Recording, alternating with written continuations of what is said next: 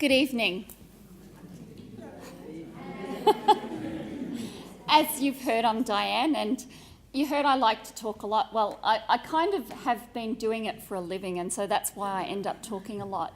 So I do a lot of training, and I've done a lot of other speaking and talking kind of things. Once a friend asked a new person at the table, "What do you do?" And before I could say anything, the friend said, "She talks." And I was like, well, I guess that is true. Yes, I do. So in a variety of ways. I want to see who's come the furthest tonight. Has anyone come from more than 10 kilometres away? Oh, a few. More than 20 kilometres away? Yeah? Oh, more than 30 kilometres? Oh. So where have you come from? Up near Katoomba. Oh. Yeah, she wins. So here you are for coming the furthest. You can have a little bit of a mental health DVD, okay, called Depression Yarns. Thank you. So give her a clap.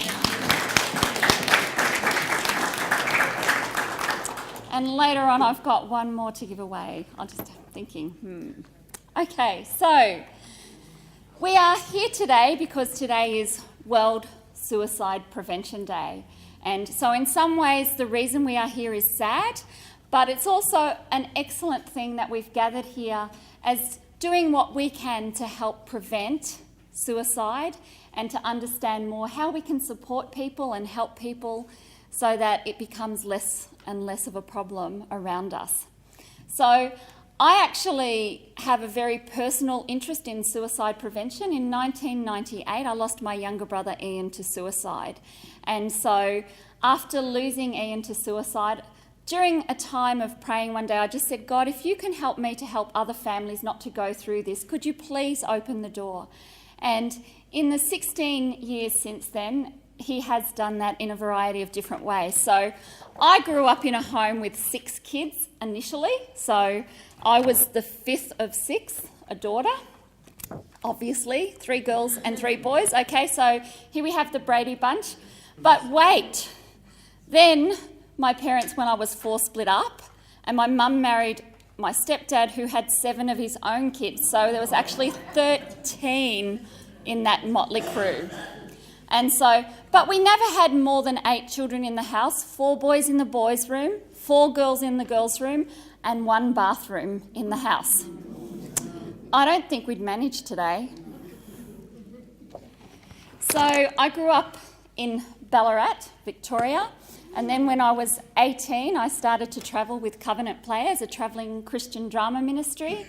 And after that time, I settled down in Sydney, and so I've been working in a variety of social welfare and mental health roles since that time.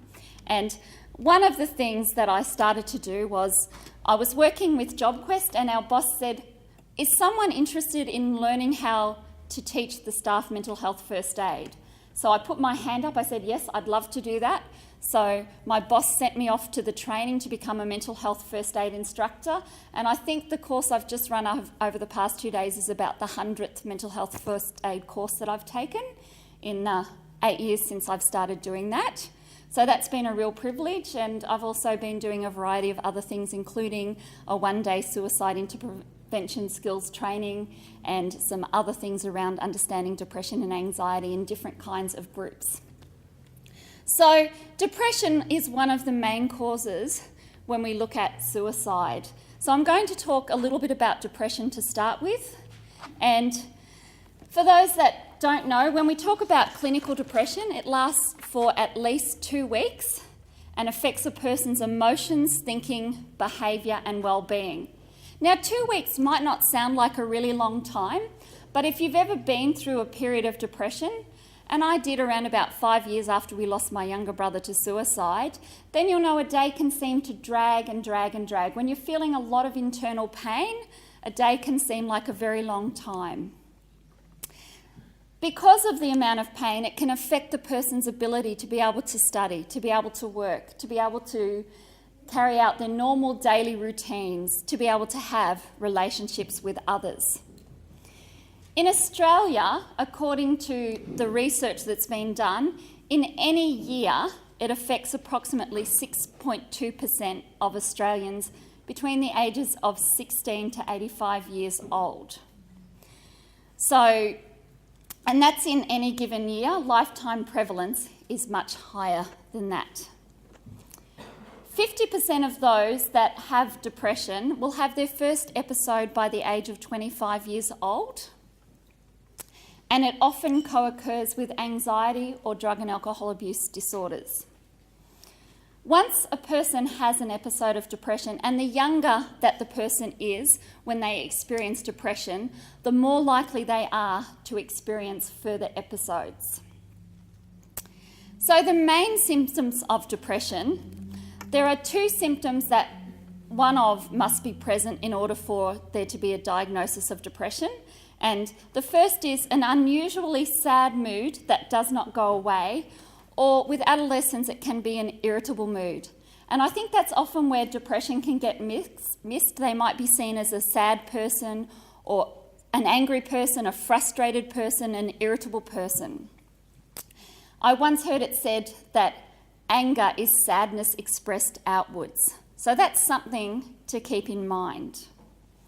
And the other major symptom is a loss of enjoyment and interest in activities that used to be enjoyable. For the person who's really depressed, nothing seems to be fun anymore. They don't want to do any of their hobbies. They don't want to go out with their friends. They don't want to do anything that they used to engage in. Another major symptom is the lack of energy and tiredness, just not wanting to get out of bed and not wanting to do anything. Feeling worthless or feeling guilty when they are not really at fault. So a situation may have nothing to do with that person, but they feel guilty about situations around them.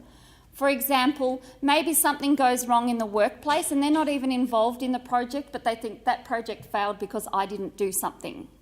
So they're taking on false guilt. For a young child, it might be my mum and dad got divorced because I'm a bad kid. If I was a better kid, they wouldn't have got divorced, even though it might have nothing to do with the child. Difficulty concentrating or making decisions is another one of the main symptoms of depression. And part of that is there is a lack of serotonin in the brain for people who are depressed, and it can make it very difficult for them because of that. Moving slowly, or sometimes becoming agitated and unable to settle. They might seem really fidgety and irritable. Having sleeping difficulties, lying awake and tossing and turning and not being able to get to sleep and going over and over things in their minds, or sometimes sleeping too much, sleeping for 12, 14 hours and waking up and still feeling very tired. A loss of interest in food, no appetite, not hungry, I don't want to eat, or sometimes eating too much, the chocolate, the chips, the comfort food. So there are some common risk factors for depression and anxiety, and this is by no means all of them, but some of the most common ones. A family history of depression is often talked about, and sometimes there's been a debate, is it because it's in the genetic, the DNA, or is it a learned behaviour?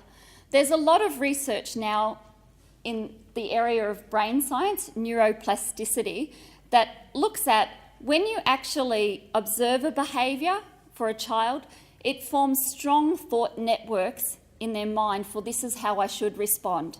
So what the research seems to be showing us is it's more of a learned behaviour, a learned response. And I think that's actually good news because you can unlearn what you've learned. Being female, they say, is a risk factor, and we know that there are more females that suffer with depression than males, and that's part of why that is a risk factor. A difficult childhood, including abuse or neglect. Any kind of abuse, verbal abuse, physical abuse, psychological abuse, financial abuse. And neglect might be real neglect, or it could be perceived neglect. Let's just say for a child, dad's working really, really hard to pay the mortgage, and he's doing everything he can because he needs to do that to support the child. But for the child, it might be, well, dad doesn't love me because he's never home. Learning and other school difficulties can lead to depression, and we all know what can happen for a child who's finding it difficult to do their schoolwork and the kind of teasing that can happen in school around things like that. Any kind of recent negative life events is a risk factor for depression. Losing your job, a traumatic event, being a victim of crime of some kind. So any negative event, losing your home, having to move to a different city for whatever reasons. Experiencing divorce or separation of parents. Having parents with alcohol problems. And you think about when there's alcohol problems in the home, it becomes very hard to predict what's going to happen when dad or mum comes home. Are they going to be a happy drunk, or are they going to be an angry drunk? Am I going to get cuddles and get played with, or do I need to go and hide under the bed and protect myself? So that's a very hard, very unstable environment to be brought up in. A lack of close relationships has been shown to be one of the risk factors for depression. And so I think it's really interesting that this evening we're looking at creating connections, and that they've identified one of the potential ways of overcoming depression is by having healthier connections in people's lives. Long-term or serious physical illness, such as having cancer or something that you have this sense that you might die from it, or it's creating a lot of pain for you, chronic illness of any kind. Premenstrual changes in hormone levels is also a risk factor, which may explain partly why women are at higher risk, along with those that have a more sensitive and emotional nature. And generally, not always, but generally women do tend to be a little more sensitive and emotional than men, generally. Use of certain prescription and non-prescription drugs can be a risk factor, so always a health professional should be spoken to whenever there's any medication to check about is this depression potentially a side effect of the medication that they're using. Those that are anxious or very shy are at a higher risk, and those that have another mental illness are at risk of developing depression as well. So those are some of the highest risk factors. When we talk about suicide warning signs, the warning signs and risk factors in some ways can cross over. So I've got two different lists, but some of them could be both and fit into both categories. So one of the warning signs would be if a person is expressing a real sense of helplessness or hopelessness, that they feel like everything is hopeless. Feeling trapped, like there's no way out. I know one friend's brother suicided because he had made a very bad mistake as an accountant in a workplace, and he really felt like he couldn't face letting his bosses know about this mistake he'd made, and he felt trapped in the situation that there was no way out of it. And so the only solution he could think of was to actually end his life. An overwhelming sense of shame or guilt is also a risk factor. Some people just feel a lot of shame and feel really guilty when they may actually not have any reason to feel. Often victims of abuse will feel a lot of shame. They're not the person who created the abuse, and they are the victim, but they will feel shame for having been abused, particularly when we look at sexual abuse. A dramatic change in personality or appearance is another warning sign. And sometimes that can be a dramatic positive change. The person may have said, I know when I'm going to end the pain at this time. And so in a sense, that brings a sense of relief to them. So they may appear to suddenly be getting better. So quite often that's when it's a real shock. People say, I don't understand. They seem to be doing so well. So if someone suddenly seems to get better, that's actually a warning sign that potentially we need to check out why they are suddenly better. A severe drop in school or work performance is a warning sign. Talking or writing about death, dying or suicide in any way. Now that may seem very obvious, but there are some myths out there. One of the myths is people who talk about suicide don't end their lives. That's actually a myth. If someone is talking about suicide, it always needs to be taken seriously. No matter how many times that person may have mentioned it before, you never know what it is that's kept that person safe and stopped them from acting on their thoughts and feelings. If they're acting recklessly or engaging in risky activities, driving fast, for example, it doesn't matter if I live or die, so it doesn't matter if I do this. Irrational or bizarre behaviour, it could be a sign that the person may be experiencing psychosis and psychotic symptoms. Written or spoken notice of intention to commit suicide.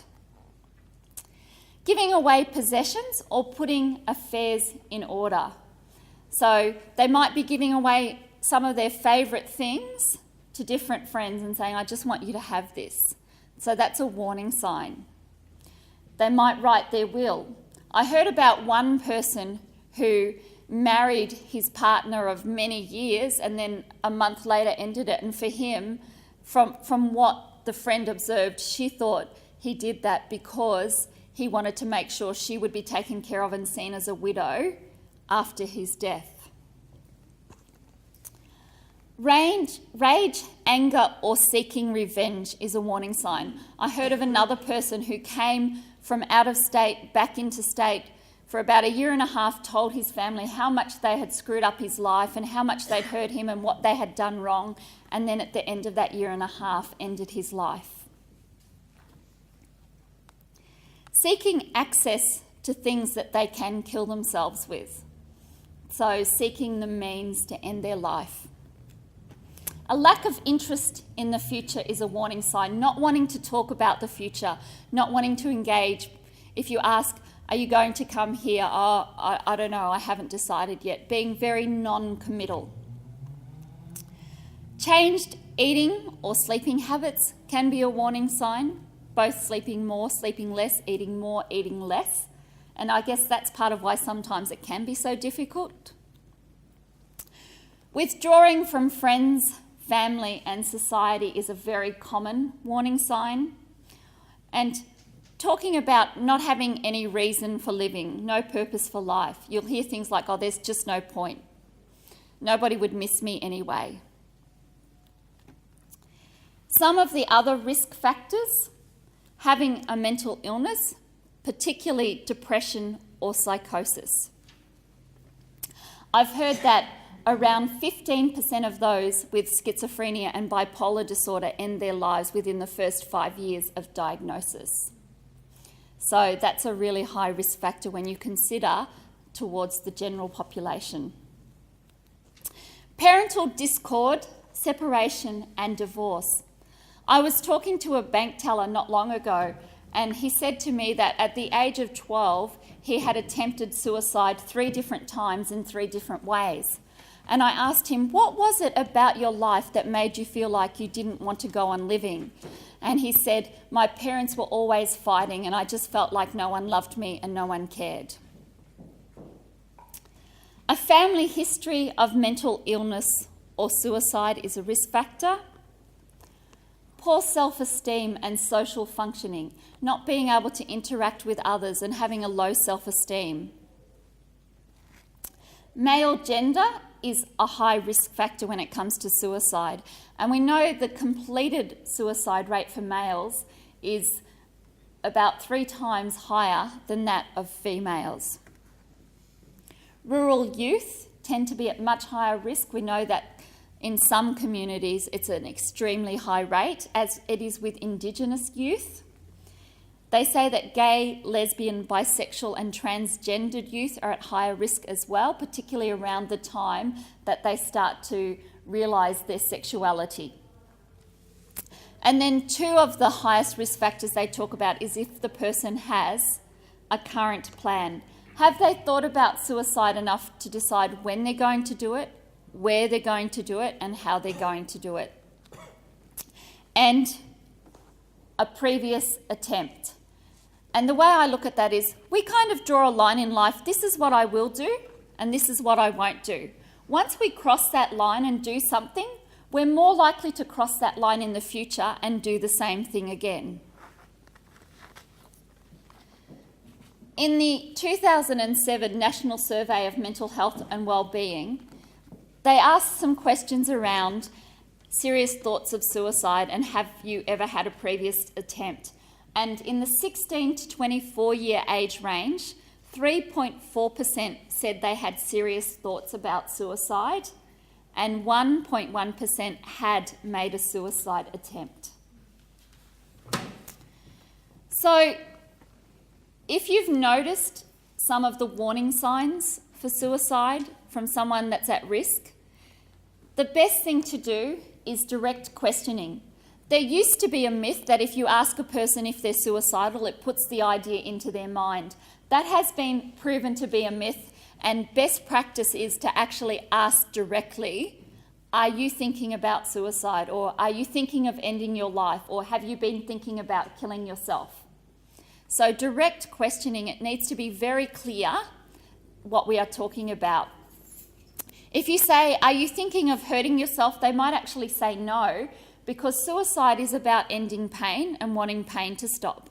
So for them, suicide might not be hurting themselves, it's actually helping them to end the pain. You need to appear confident, even if you don't feel confident at all, because this can be a reassuring. It's okay to have this conversation.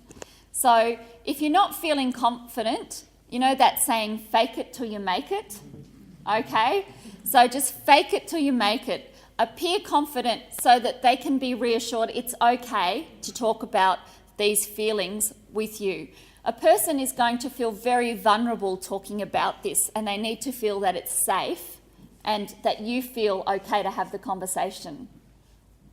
I think one of the reasons that often someone who's feeling suicidal won't talk about it is they don't want to burden someone else, and they think it's going to put too much weight onto another person. Particularly, I don't want my family to be worrying about me and what I'm going through. In assessing the urgency of risk, looking at the current plan questions, asking them about their suicide plan, if they have decided, what have you been thinking about? When are you planning it? Where are you planning it? And then also, in further assessing the risk, asking about prior attempts. Have you felt like this in the past? Have you ever attempted to end your life before?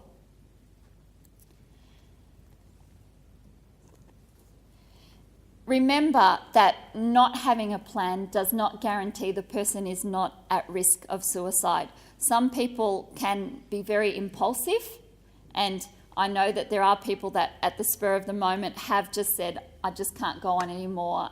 And there are impulsive ways that people do end their lives. So I know most people go, this is really scary because I'm talking to a person and they've said yes, what do I do? I'm going to give you a few practical things about what you can do, okay? A lot of this really is common sense, letting the person know that you care and that you want to help them. Quite often one of the things that people feel suicidal for is because they feel like nobody cares about them. So reassuring them that you do care and that you really want to be able to help them. Express empathy. I'm so sorry that you're going through such a difficult time and things are so hard for you right now. Talk with them about how they are feeling. Remember that it's often based in feelings and their thoughts around the feelings that they have. Allow them to talk and be mostly listening and letting them talk about their feelings. Explain that there is help available. Quite often the person is thinking about suicide because they don't believe that there is help. And so I think one of the ways that we can realistically give hope is to say, I know that it feels like you're in a big black hole and you'll never get out, but there are people who have been where you are now and they have gotten help and they have gotten better. And you can say that with confidence because that is the truth. There are many people who have been in that hole and have gotten help and have recovered. You can discuss with them specific ways to address any problems that they may be experiencing. You have to be careful not to go into advice giving, because you don't want the person to feel like you're just giving them advice and telling them what to do. But, have you thought about some of the things you could do that might help you in this situation? And coming up with a range of options. It's not a good idea to leave a person with just one option, because if they try that one thing and then that doesn't work, they might think, well, there really is no help. Find out about what supports they have available. Do they have connections with friends, with family? Do they have a support worker? What connections do they have in the community and at home that can help to support them through this difficult time? Appear confident that things will improve. Part of what we want to do is we want to instill hope. Hope is so important in helping a person to overcome their feelings of depression. Ensure that they have safety contacts available. If you can, try and get a hold of something that can give them Lifeline and other phone numbers, so that if at 3 o'clock in the morning they're feeling really dreadful, they can pick up the phone and call someone and have a connection and talk to someone. They're not likely to want to call you and talk to you at 3 a.m. They'll think, no, I'm not going to call my friend, she's asleep. But it is someone they can talk to that's trained to support and to help them. You can let them know that thoughts of suicide are common, that lots of people feel suicidal at times, but they don't need to be acted on, that there are other ways to resolve the problems and difficulties that they are experiencing. There's a few things that are some don'ts. Don't act shocked or disgusted, as this can create distance. You may be genuinely shocked, but just to try to keep that neutral face so that the person feels it's okay to have this conversation. Do not leave the person alone. If you can't stay with them, find someone responsible who can. I know of one person who was very unwell, and a friend tried to get help for them, and the mental health crisis team said they were fine. So that person left the person they were concerned about, because they said, well, the professionals said they're okay. And that night, the person who was unwell burnt their house down. So having another person with them is a safety factor. It helps to keep the person safe. It's a protective factor. If you can't stay with them, find someone else that can. Another friend, a family member, or if needed, having them put into care for their own health and safety. Don't try to analyse their motives. You only feel bad because you lost your job, you split up with your girlfriend, whatever the case happens to be. Okay, don't try and analyse why they're feeling the way they are. Don't use sentences such as, to prevent suicide, how will your mother feel if you did that? Okay, don't use guilt to prevent suicide. The person already feels horrible. They don't need to feel any worse than they do. Don't minimise or brush off the intensity of their feelings. If that's how they feel, then that is what it is. Don't be sworn to secrecy. Involve others. Confidentiality does not apply if someone is thinking about harming themselves or another person. So even as a trained counsellor, I can't say when I have a new client, everything you say is confidential, because I have a duty of care to that person for their safety and well-being as well. And so there are times when I may not be able to keep certain things confidential if there's a risk of harm to themselves or another person. Do not put yourself in danger. So if there is a knife or a gun, don't try and take it off them. Okay, so keep yourself safe. You cannot help anyone else if you put yourself at risk. If the person is consuming alcohol or drugs, try to stop them from using any more. Alcohol makes people more impulsive, less inhibited, more likely to do things that they wouldn't do at any other time. And try to ensure that they do not have ready access to some means to take their life. So if they tell you about the plan, see if you can get the plan disabled. I had one client that told me that she'd been collecting pills and they were in the cupboard, and in that instance, her person that she was housemate was able to go and get the pills and remove them from the cupboard. If the person has a weapon which could be used to injure someone else and is becoming aggressive, you may have to call the police. Where possible, involve that person in deciding who will be told and what will be told. We want to, as much as impossible, empower the person around the decisions that are made about them. The thing is that they have safety and that they have care. If they choose a certain worker, and we know then that they have safety and care, then that's all that matters. You may have to sometimes consider the degree to which the person can make their own decisions. Sometimes a person is not in the frame of mind where they can keep themselves safe and they don't want help. So you may have to consider what's called involuntary treatment, where they are committed to a hospital. They're assessed by a mental health team and they're helped. Sometimes it's adjusting medication and helping them to overcome it through psychological and other treatments. So seek immediate professional help for the person, and that could be either a mental health crisis team, or if they're seeing a psychiatrist or a psychologist or another mental health worker. You could take them to a hospital emergency department. Hospitals all have mental health crisis teams connected to them and someone can talk to them there. You can take them to see a GP who will then most likely refer them on to other mental health support services. You can also talk to them about what are the supports they have had in the past. When you've felt like this, what has helped to keep you safe? How have you managed to keep from acting on your thoughts? And then you can draw on those resources and draw on that support.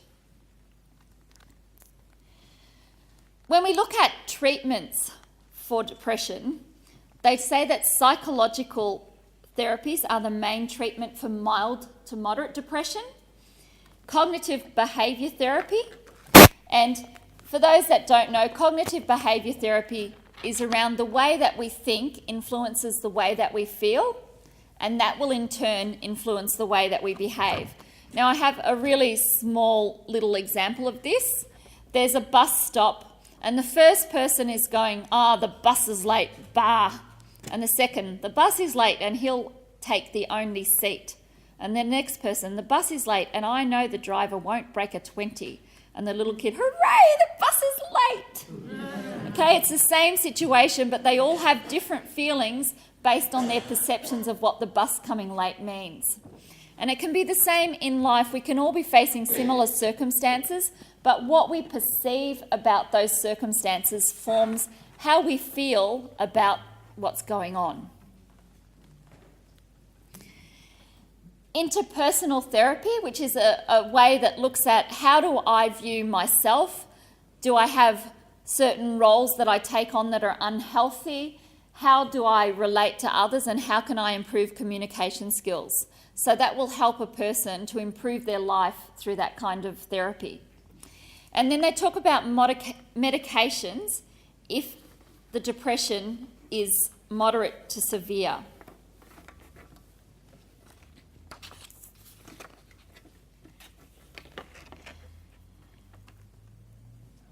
Electric convulsive therapy for severe depression that has not responded to other treatments. Now, it's not like what you've seen on the movies, okay? They've given it a really bad rap.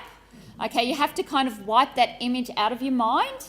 It's nothing like that. It's very closely monitored and it's two health professionals are involved. I know some people who've said that they've had really severe depression and their life just was horrible. And after ECT, she actually was able to enjoy life, she was able to do a lot more, she was able to cope. So for some people, it's been a fantastic solution. For less severe depression, exercise can be helpful. It's not only good for our physical health, it's good for our mental health. It releases endorphins, feel-good chemicals in our body. Self-help books can be good for less severe depression, and a lot of times they will be using things like cognitive behaviour therapy and interpersonal therapy skills within those. There's a lot of computerised therapy now, and I think we're going to see more and more of that. And that's been known to be beneficial, more beneficial when it's used in conjunction with a health professional, and there are some services where that can be done over the phone. Light therapy, particularly for what's called seasonal affective disorder. In some countries, when the winter is severe and long, there can be a lot more severe depression. And so light therapy can help to decrease the feelings of depression for people. And increasing pleasant activities can also be very helpful. Now, of all of those things that I've mentioned as far as helping a person, there are only 3 key points that you need to remember in order to save a life if someone says that they are suicidal. And so the 3 key actions are that you ask directly, the direct questioning. The second one is if they say yes, that you do not leave the person alone. And then the third one, seek professional help immediately. And that's all you need to do and remember in order to save the person's life from all of that we talked about.